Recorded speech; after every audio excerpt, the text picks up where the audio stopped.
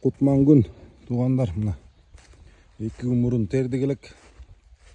Негизи ушул 22 сотый да бизде. Ушул жер. Чаккан эле жер. Мындай. 22 сотыйдан өткөндө биринчи рет жолтуп баштагандан 400 килограмм тапшырганбыз. Анан азыр эми 2 күн өтпөй кайра мыбыш баштады да. Жолтутабыз. Азыр 80 яшиктен ашты. 2 килограммдан эсептегенде 160. Ар жакта дагы яшик толтура. Ошондо 3төн 1 бөлүгү калды. Бул 2 күндөн кийинкиси.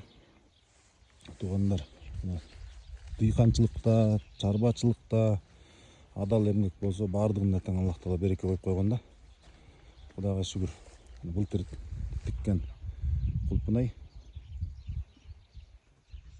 Буга чейин суу эле гана берип атканбыз. Кичине тегил дары дармек азыктарын кошконубуз даяр болбой кол тийбей атып жазгы талачылыктар менен.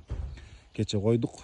Бүгүн жаңы тигине навотик деген органикалык удобрение, темир, жез, бор ушулордун элементтерин кошуп атабыз. Жерде топуракта темир азык аз болгондугунан саргара чөйт да. Ошол себептен булардын азыгын берип турбаса болбойт. Ошондой туугандар. Мындай болуп